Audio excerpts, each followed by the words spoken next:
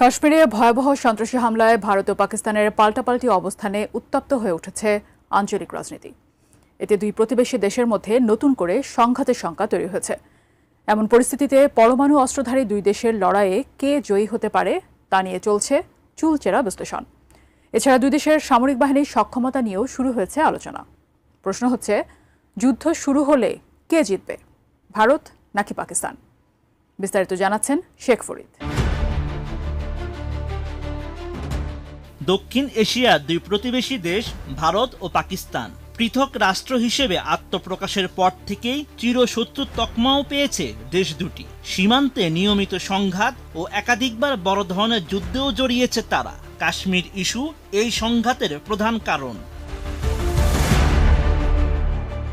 সম্প্রতি জম্মু কাশ্মীরের ভয়াবহ এক সন্ত্রাসী হামলাকে কেন্দ্র করে আবারও মুখোমুখি ভারত ও পাকিস্তান। ওই হামলার ঘটনায় পাকিস্তানকে দায়ী করছে ভারত। অন্যদিকে পাকিস্তান এই অভিযোগ অস্বীকার করছে। অভিযোগ পাল্টা অভিযোগের মধ্যে দেশ দুটি পরস্পরের বিরুদ্ধে বড় ধরনের পদক্ষেপ ঘোষণা করেছে। এদিকে পানি চুক্তি স্থগিতের প্রতিক্রিয়ায় রীতিমতো যুদ্ধের হুমকি দিয়েছে পাকিস্তান। এক বিবৃতিতে হুঁশিয়ারি দিয়ে পাকিস্তানের ন্যাশনাল সিকিউরিটি কমিটি জানায়, সিন্ধুর পানি বন্ধ বা অন্যদিকে প্রবাহিত করার যে কোনো উদ্যোগকে যুদ্ধের উস্কানি হিসেবে বিবেচনা করা হবে।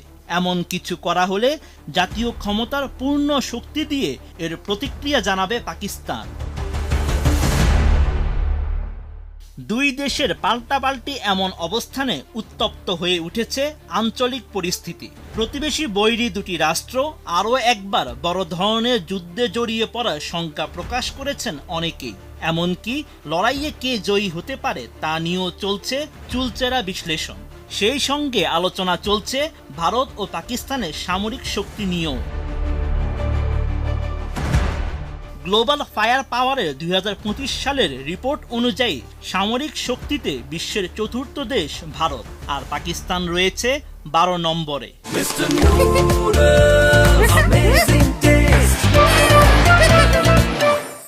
ভারতের মোট সক্রিয় সৈন্য সংখ্যা 14,55,000, আর দেশটির মোট জনসংখ্যা 140 কোটিরও বেশি। ফলে এই দেশের রিজার্ভ সেনা সংখ্যা আকারেও অনেক বড়।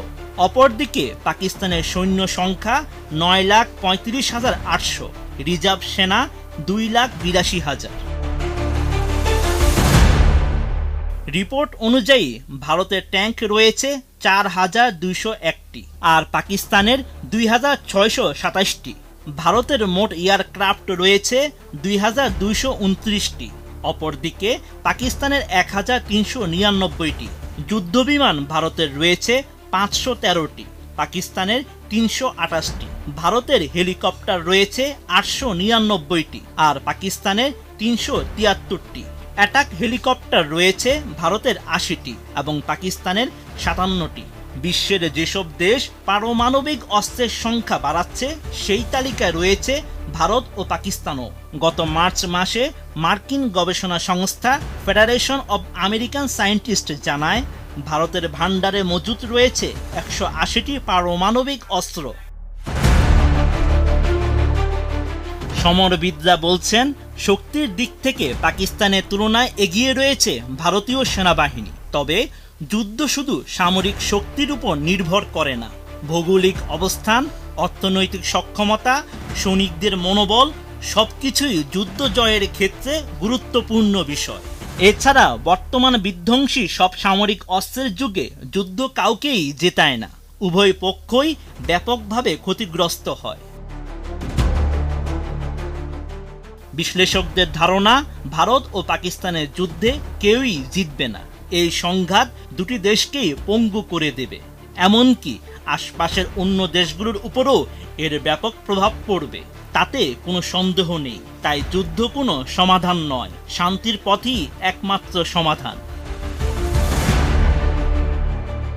Sheikh Farid, ATN news.